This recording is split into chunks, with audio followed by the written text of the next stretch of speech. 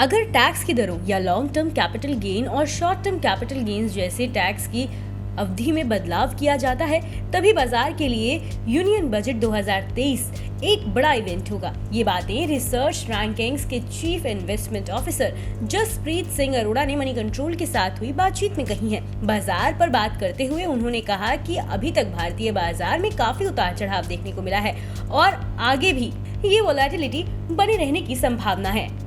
Rural infrastructure और रोजगार बढ़ाने के उपायों पर भी बढ़ेगा सरकारी खर्च।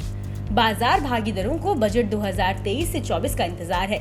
ये 2024 में होने वाले आम चुनाव के पहले का मोदी सरकार का आखिरी पूर्ण बजट है। ऐसे में बाजार की नजरें इस बजट पे लगी हुई हैं, क्योंकि ये एक चुनावी साल है। ऐसे में इस बजट में सरकार रूरल सेक्टर के ग्रोथ और कल्याण से जुड़ी योजनाओं का ऐलान कर सकती है। रूरल इंफ्रास्ट्रक्चर और रोजगार बढ़ाने जैसे उपायों पर भी सरकारी खर्च बढ़ता नजर आ सकता है। वित्तीय घाटे और जीडीपी ग्रोथ का लक्ष्य हासिल होना मुमकिन। क्या सरकार फाइनेंशियल ईयर 2023 के लिए अपने वित्तीय घाटे और जीडीपी ग्रोथ का लक्ष्य हासिल कर पाएगी? फाइनेंशियल ईयर 2024 के लिए इनके लक्ष्य क्या होंगे? इस सवाल का जवाब देते हुए जसप्रीत सिंह अरोड़ा ने कहा कि वर्तमान में देश का वित्तीय घाटा बजटीय अनुमान के 60% पर है। हालांकि इस अवधि में टैक्स से होने वाली कमाई में बढ़त हुई है। अप्रैल से नवंबर 2022 की अवधि में टैक्स से होने वाली कमाई में सालाना आधार पर 7% की बढ़ोतरी देखने को मिली है। ये बजट अनुमान के 63% पर है।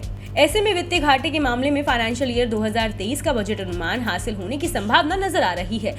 हमें उम्मीद है कि वर्तमान में बजट अनुमान के 60% पर नजर दिखाई दे रहा कैपेक्स भी टैक्स से होने वाली कमाई में बढ़त के साथ ही तेजी पकड़ता नजर आएगा। ऐसे में हल्के फुल्के अंतर के साथ फिस्कल डेफिसिट 6.4% के आसपास रहने की संभावना है। जहां तक फाइनेंशियल ईयर 2024 की बात है तो इस अवधि में फिस्कल डेफिसिट 5.8 और 6% के बीच रह सकता है। बजट में रोड, रेल और डिफेंस पर हो सकता है फोकस। यूनियन बजट 2023 से क्या है अपेक्षाएं? इस सवाल का जवाब देते हुए जसप्रीत अरोड़ा ने कहा कि इस बजट में सरकार का फोकस रोड, रेल और डिफेंस जैसे सेक्टर पर रह सकता है। वर्तमान में बढ़ते जियोपॉलिटिकल तनाव के बीच डिफेंस सेक्टर पर सरकार का खासा फोकस हो सकता है।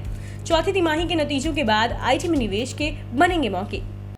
क्या इस समय आईटी शेयरों में निवेश का मौका है? इस सवाल का जवाब देते हुए जसप्रीत सिंह अरोड़ा ने कहा कि अब तक आए आईटी कंपनियों के नतीजे मिले जुले रहे हैं। हालांकि 2022 की शुरुआत से अब तक आईटी शेयरों के वैल्यूएशन में काफी करेक्शन आया है, फिर भी ये अपने लॉन्ग टर्म एवरेज की तुलना में ज्यादा है।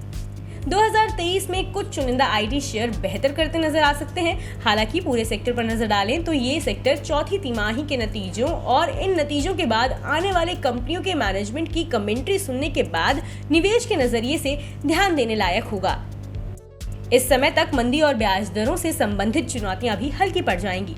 बता दें कि मनी कंट्रोल पर दिए गए विचार एक्सपर्ट्स के अपने निजी विचार होते हैं। वेबसाइट या मैनेजमेंट इसके लिए उत्तरदायी नहीं है। यूजर्स को मनी कंट्रोल की सलाह है कि कोई भी निवेश निर्णय लेने से पहले सर्टिफाइड एक्सपर्ट की सलाह लें।